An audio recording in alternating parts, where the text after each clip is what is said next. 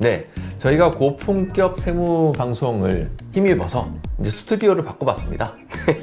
끈하고 재밌고 이 정도는 알면 좋지 않을까라는 주제이 매출 정보를 이렇게 타이트하게 가져간다라는 거는 실질적으로 세금 신고하는 데 있어서도 활용이 돼서 월세에 대해서도 이제 관심을 이제 가지기 시작한다는 부분인 거죠. 불만이 상당히 많습니다. 세금까지 안 냈다라고 하니까 기분이 상당히 나빠서 주제로 저희가 삼았습니다. 그래서 힘들어지는 것도 힘들어지는 거지만은 좀 이렇게 사회적으로 봤었을 때 좀 기대되는 부분도 있고 또 좀 우려되는 부분도 있고 동시에 공존하는 부분이라고 보여집니다. 네, 안녕하세요. 슬기로운 세무탐구의 이상화 세무사입니다. 네, 안녕하세요. 슬기로운 세무탐구 조봉기 세무사입니다. 네, 저희가 고품격 세무 방송을 힘입어서 이제 스튜디오를 바꿔봤습니다.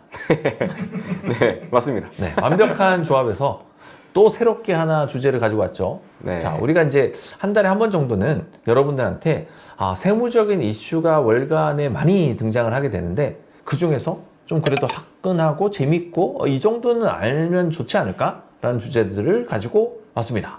네, 일단 기사와 형식으로 나와 있는 것들이 굉장히 많았는데요. 그 중에서 저희가 봤을 때 좀 중요하다. 그리고 저희 영상을 좀 시청해 주시는 분들께서 좀 알고 계셨으면 좋겠다. 이런 것들을 좀 뽑아가지고 가지고 와봤습니다. 네네. 자, 첫 번째 나오는 얘기는 국세청에서 이제 얘기가 나온 얘기죠. 자영업자 실시간 소득 파악 방안을 모색한다. 이렇게 나오고 있습니다. 무슨 얘기죠, 이게? 2021년 6월 1일자로 나온 이제 기사인데요. 네네. 예전에 한번 다뤘던 적이 있긴 했었어요. 저희가 이제 슬기로운 세무탐구 내용에서. 근데 다시 한번 좀 굉장히 중요한 내용이기 때문에 다시 다뤄본 건데요. 이제 국세청에서요. 카드 매출 정보하고 과세 정보를 결합해서 자영업자들의 실시간 소득 파악을 하겠다. 이렇게 해서 기획재정부죠. 쉽게 말해서 국세청보다는 기획재정부에서 의뢰를 한 건데요. 여신금융협회에다가 카드 자료들을 카드 가맹점들의 카드 매출 정보들을 보내줘라. 국세청에다가. 그래서 국세청의 과세 자료와 함께 합쳐서 소득을 실시간으로 파악을 하겠다. 이렇게 의뢰를 한 거고요. 그 이후로 이제 기재부 관계자께서 말씀하시는 거는 자영업자에 대한 고용보험 적용 이거를 저희들이 이제 진행을 한다라고 말을 하면서 그 소득 파악이 굉장히 중요하다. 그래서 이렇게 진행을 하는 거지 뭐 다른 특별한 이유가 있는 건 아니다. 이렇게 기사를 내보냈네요. 네. 사실 고용보험은 사업자분들한테 유리한 거예요. 그래서 그렇죠. 고용보험을 받기 위해서 내 소득이 어떻게 이제 되는지를 알려드리는 거는 좋죠. 좋은 거죠. 근데 네, 맞습니다. 역효과가 날 수도 있는 부분입니다. 근데 이제 저항을 할 수 없기 때문에 이런 게 있다라는 거를 이제 저희가 이제 찾아서 알려드리는 부분이라고 보여드리는 거고요. 근데 확실한 거는 국세청이 매출 정보를 이렇게 타이트하게 가져간다라는 거는 실질적으로 세금 신고하는 데 있어서도 활용이 될 수 있다. 이렇게도 인지를 하셔야 될 것 같습니다. 제목은 제가 하는 걸로 이제 하겠습니다. 네, 알겠습니다. 네. 분량이 별로 없어가지고. 네.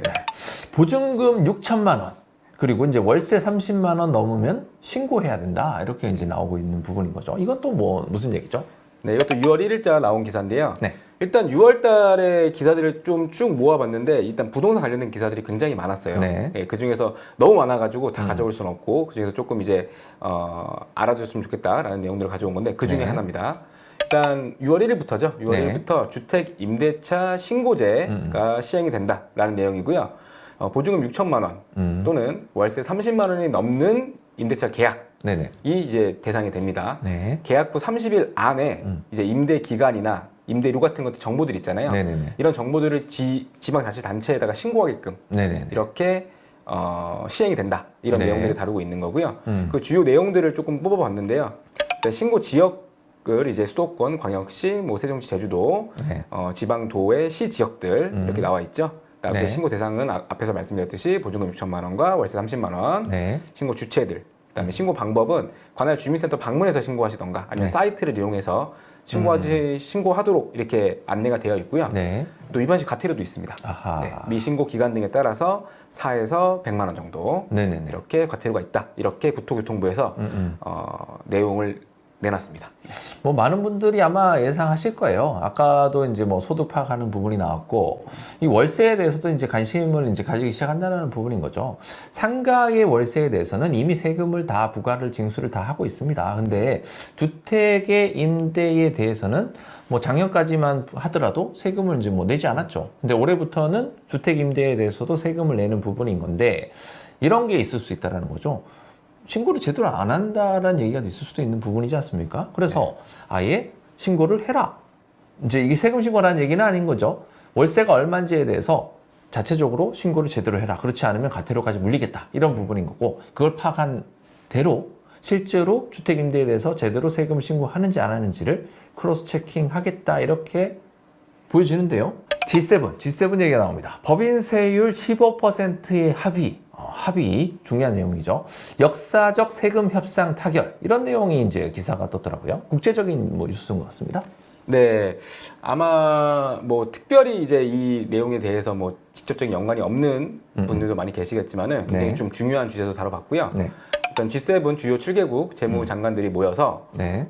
합의를 한 내용입니다. 이 합의에서 이제 법인세율, 이게 국제적인 법인세율을 네네. 15%로 정하자. 네네. 왜냐하면 지금 현재 뭐 조세 피난처란 그렇죠. 뭐 텍스 헤븐이라고 제가 많이 부르죠. 네네. 그런 곳들이 많이 있어요. 세율이 굉장히 낮아서 그쪽으로 이제 자금이 빠져나가거나 네. 한다고 하거나 그런 어떤 텍스 헤븐을 이용해서 세금을 굉장히 줄이는 어떤 네. 그런 의사결정을 하는 그런 결과들이 많이 있었는데 그런 것들을 좀 막기 위한 하나의 방안인 것 같아요. 그래서 네네네.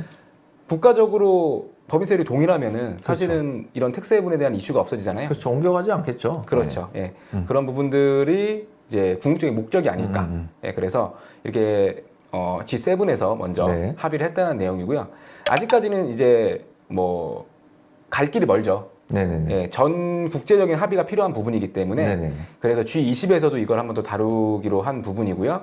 그 이후에 많은 이제 국가들과의 어떤 지원들, 그렇죠. 국가들의 참여 이런 것들에 대한 요구를 하고 있다. 뭐 이런 내용들이 좀 담겨져 있는 기사입니다. 네.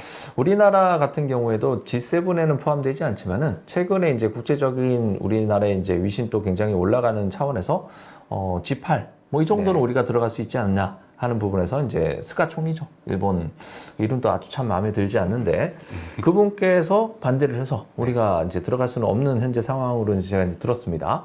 그러나 우리나라는 법인세율이 10%입니다.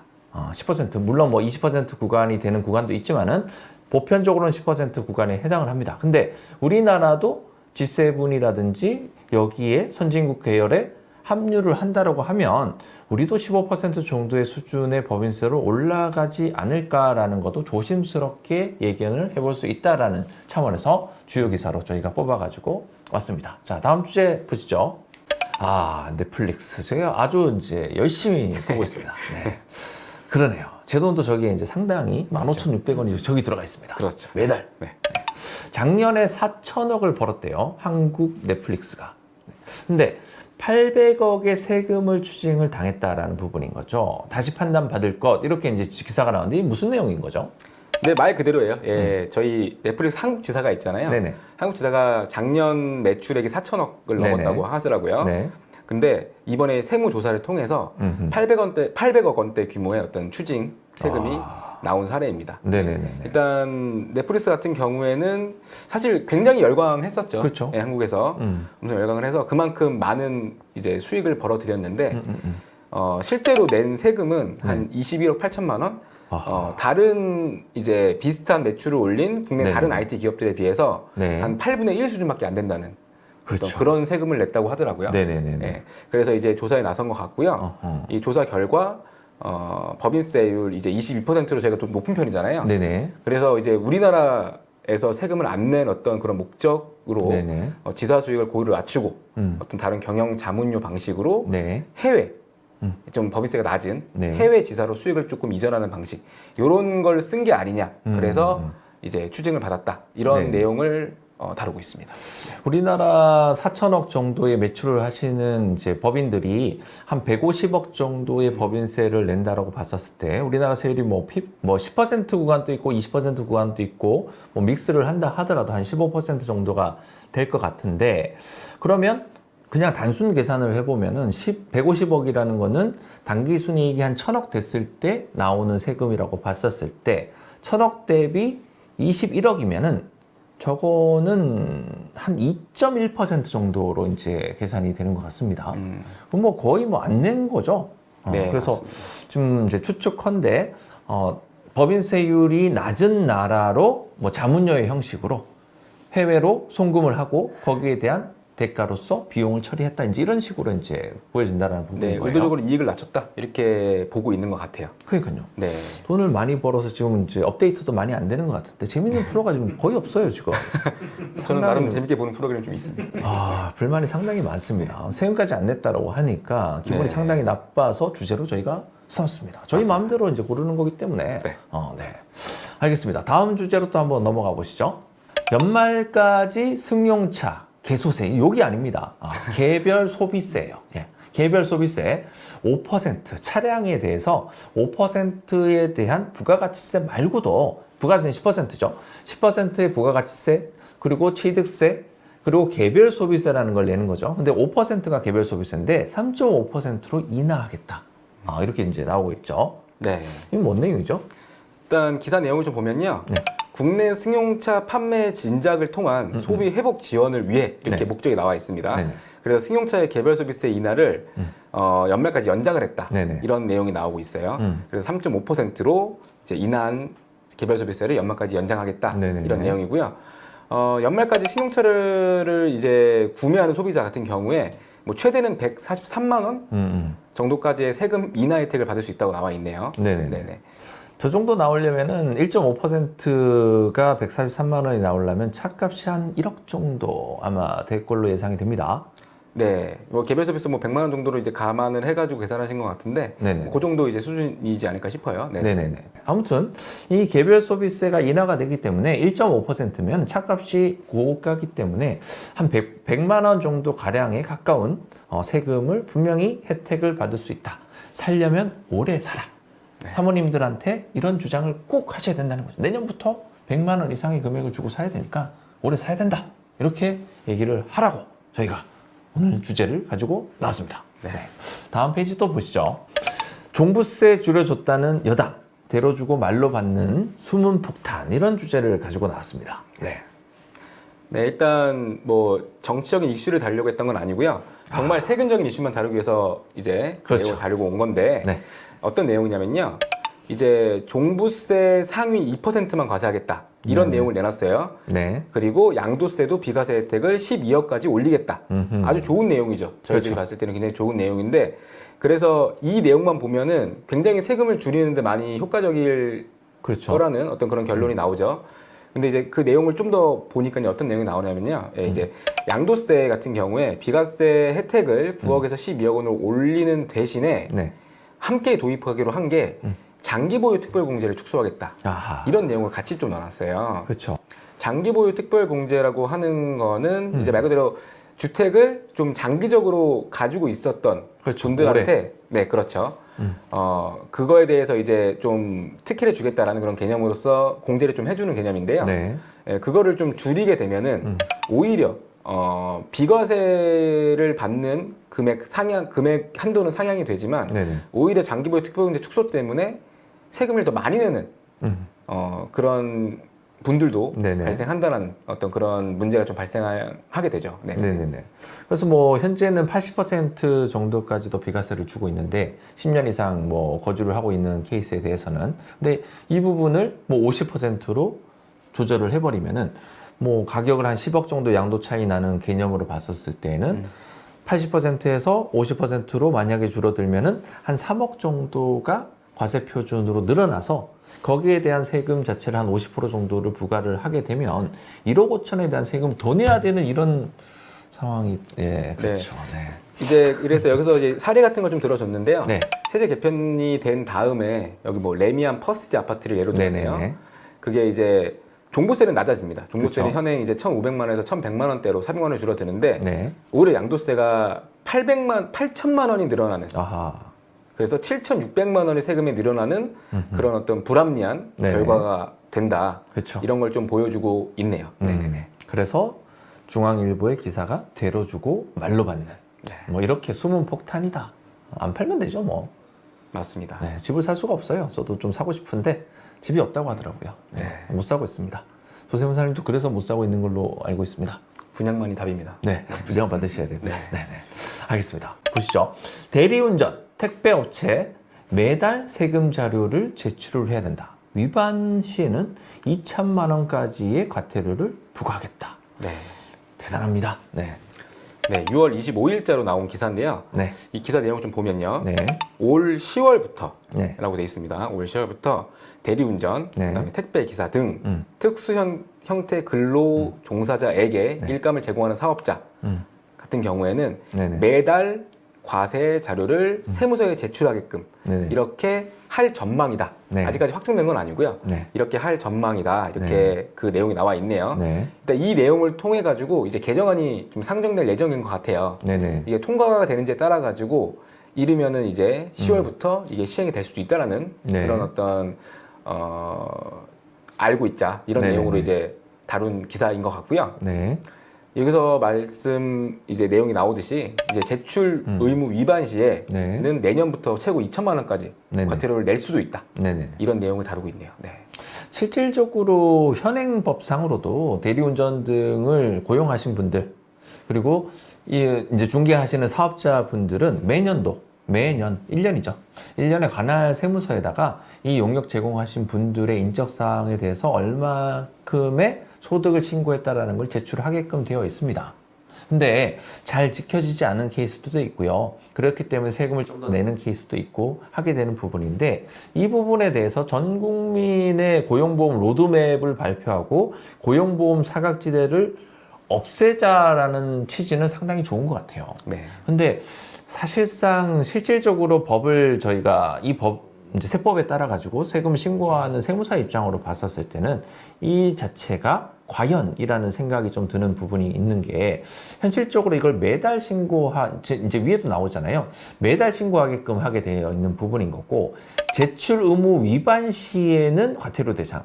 이 택배 기사들한테 과태료를 물리겠다는 얘기가 아니라 이 자료를 제출하는 거는 그분들을 고용한 그 사업자한테 해당을 하는 케이스가 되는 거거든요. 그러면 이거를 2천만 원씩까지 과태료를 부과를 해버리면은 사실상 신고를 안 할 수가 없잖아요. 당연히 해야 그렇죠. 되겠죠. 네네. 그래서 고용보험 사각지대가 없어지는 건 참 좋아. 근데 이게 과연 세금적인 부분하고 다 고려를 해봤었을 때는 엄청난 조금 논란의 대상도 좀 되지 않을까. 물론 잘하는 거는 맞는 것 같아요. 잘하는 건 맞는 부분인 네, 건데. 좋은 취지로 네네네. 한다라는 거는 충분히 이해를 하는데 사실 이 부분 때문에 납세 협력 비용이 많이 올라갈 걸로 예상이 좀 되긴 되고요. 그렇죠. 아마 저희 같은 이제 세무사업을 네네. 하는 이제 종사하는 그런 세무사 분들께서도 조금 더 힘들어지지 않았을까? 네, 좀 많이 힘들 많아졌을 것 같아요. 네네네.